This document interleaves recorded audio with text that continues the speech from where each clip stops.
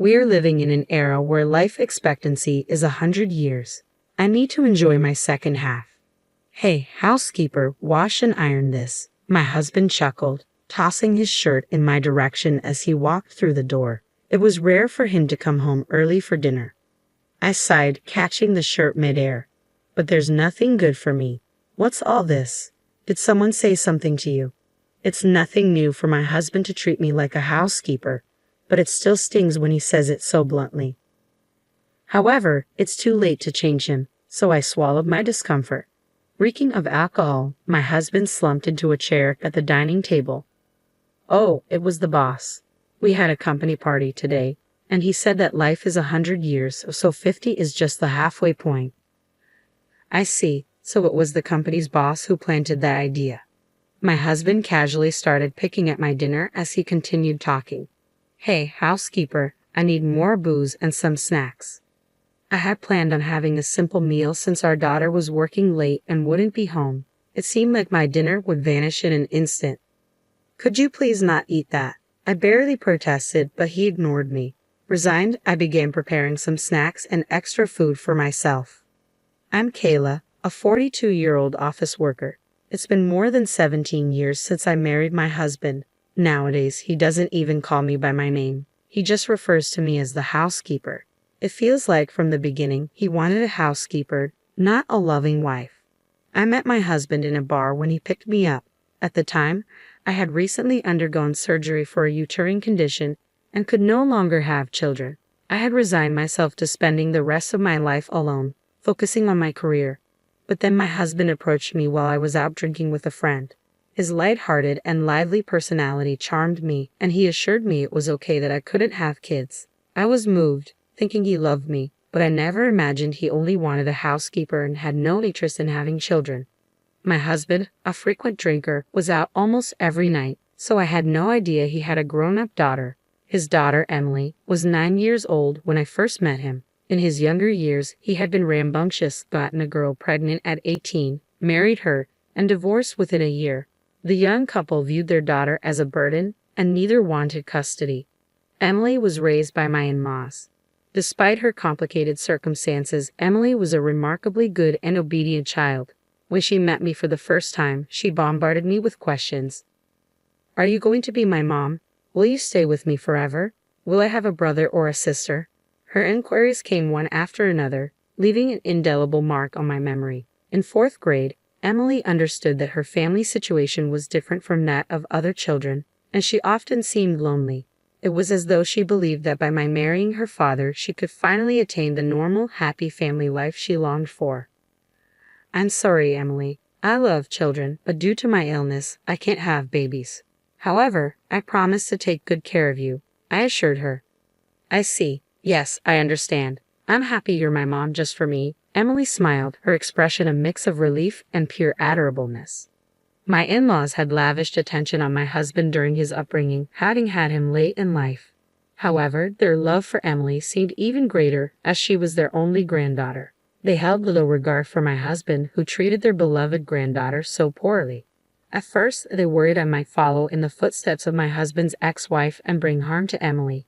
Their feelings toward me were complex, but as elderly caregivers, they needed someone to look after Emily, and in that need, our interests aligned.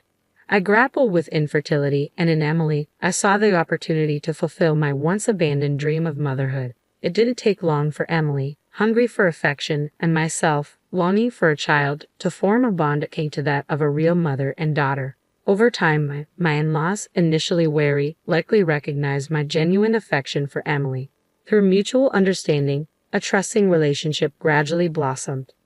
Though we were married, my husband quickly lost interest in family life. Once he used to spend his time drinking with friends, but as he aged and found it harder to charm women, he turned to frequenting hostess bars. Recently, there's this young, beautiful hostess who's taken a liking to me, he'd boast excitedly. Yet it was he who was infatuated with these young women. I grew increasingly repulsed by my husband, and my love for him dwindled rapidly. Still, I chose not to divorce him because of Emily. Life with her was filled with sweetness and happiness, and for her sake, I endured my husband's late-night returns, reeking of alcohol and hurling abuse at me. He never bothered to participate in any of Emily's school activities, so outsiders likely assumed we were a single mother and daughter. As I eagerly anticipated Emily's growth, time passed. Just the other day, Emily approached me and said, "Mom, there's someone I want you to meet." Emily was already 26. I knew she had a boyfriend, and his name popped up in our conversations now and then. But the day finally arrived when she wanted to formally introduce him. It was a moment I'd never forget. "Congratulations. I can't believe Emily's reached this age already. You've grown into such a remarkable young woman." I beamed with pride. The once anxious girl I met had blossomed into a confident woman who could share her genuine smile with me. We had truly forged a bond like that of a real mother and daughter. Those were truly joyous days. The man Emily introduced, a young man named Harley, proved to be wonderful.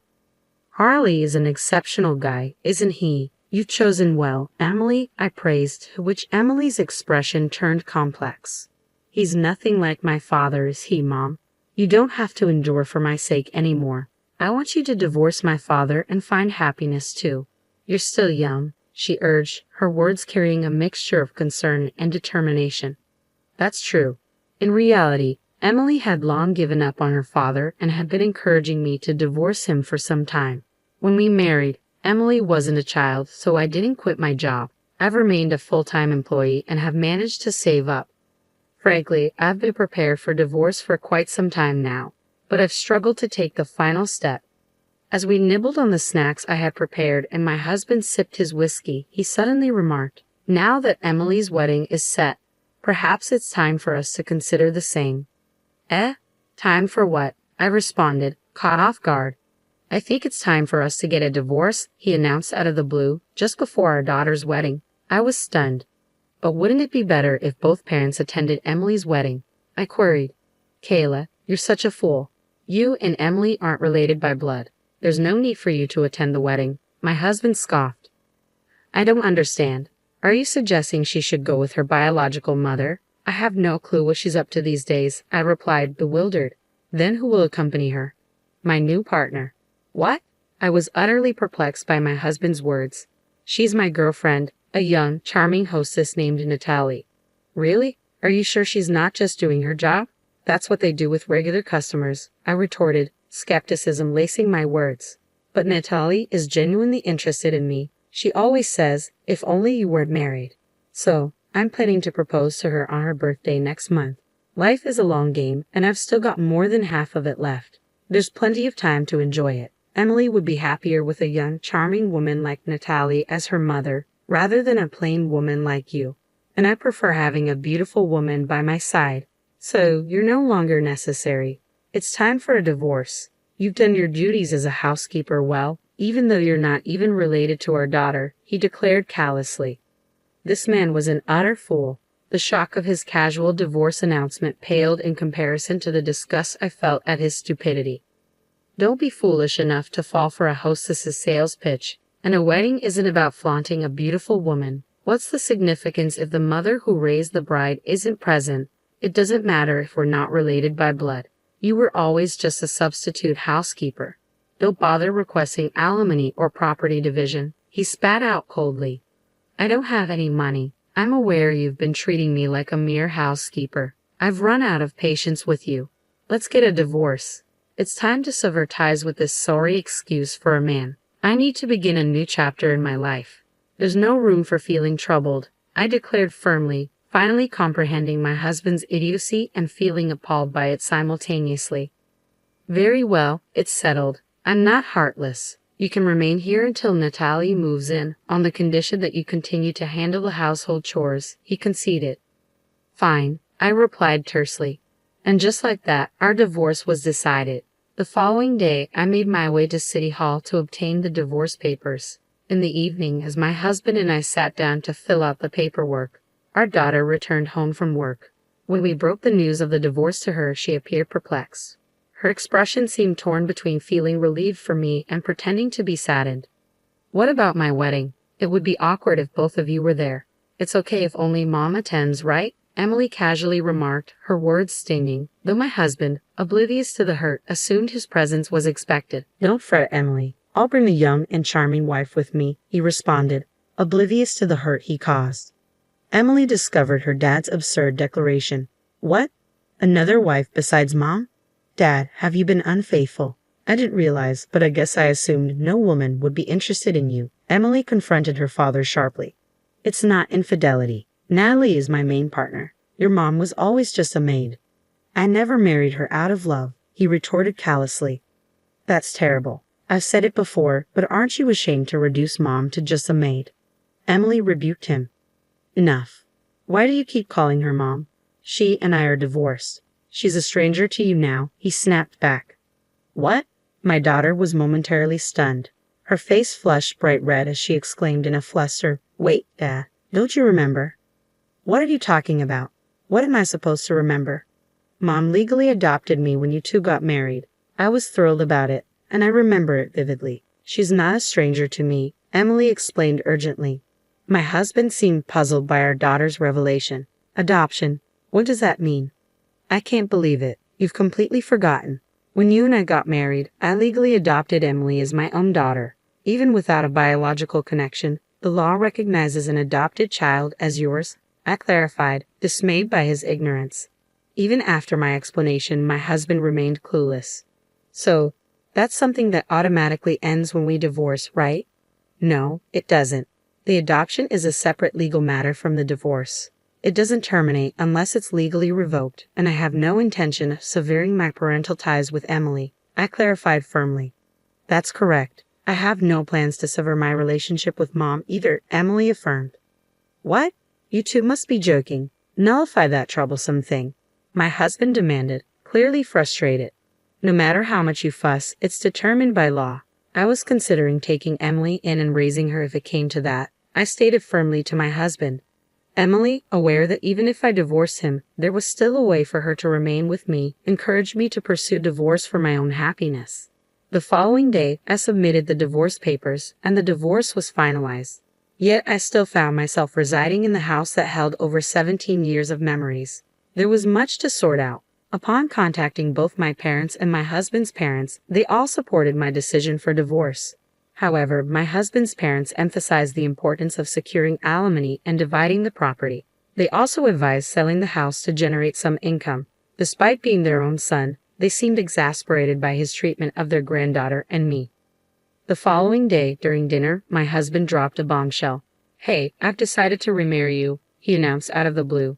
Emily and I exchanged wide-eyed glances. What?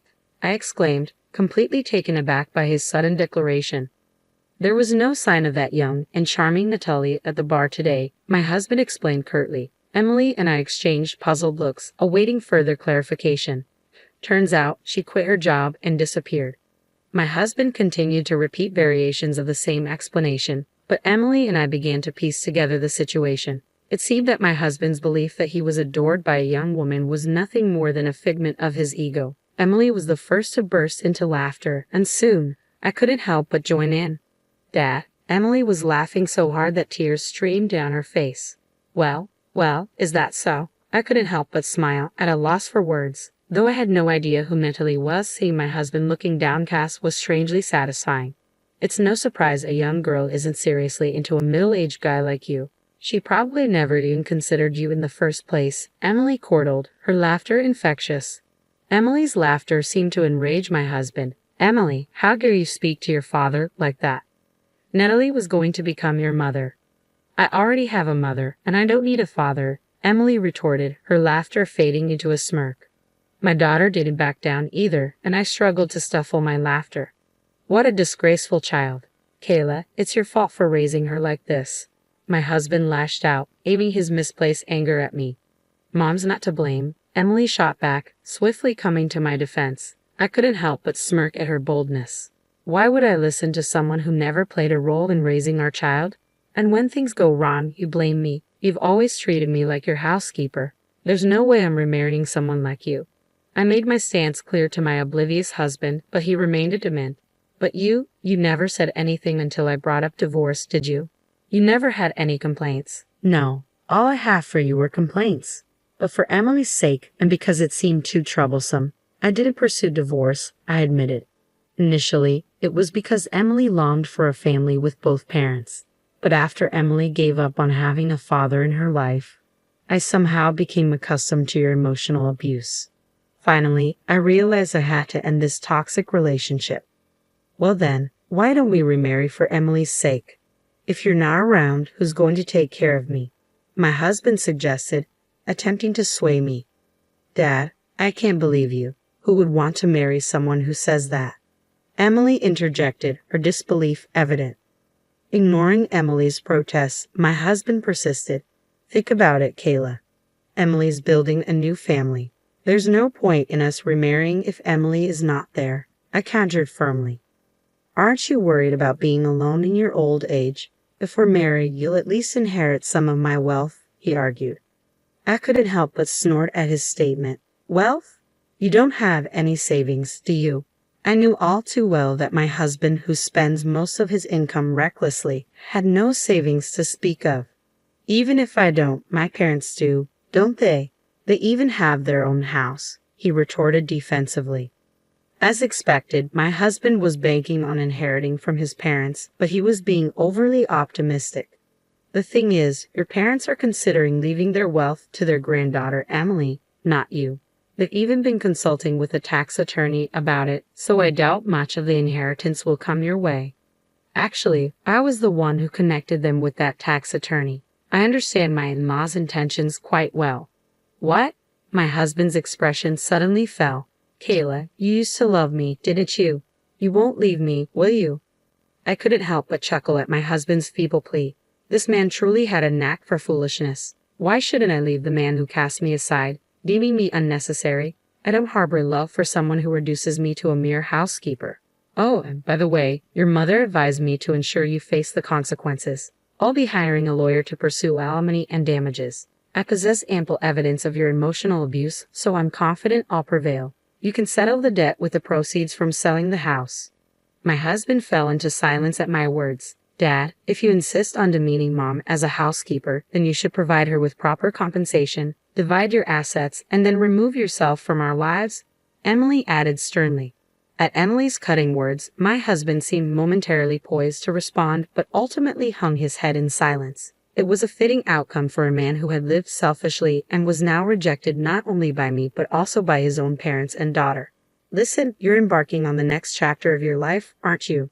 Let's truly bid farewell this time. Following through with our plans, I sold our former home, divided the proceeds, received a substantial sum for alimony, and began living independently near my daughter's residence. Although Emily had kindly invited me to live with her, I declined, not wanting to intrude on her newlywed bliss and preferring to relish my own peace and solitude. Thanks to his father's connections, my husband found himself living and working on a construction site somewhere. As for his current whereabouts, I have no clue. The catalyst for our divorce, my daughter's wedding, saw me and my in-laws in attendance, but notably absent was my husband.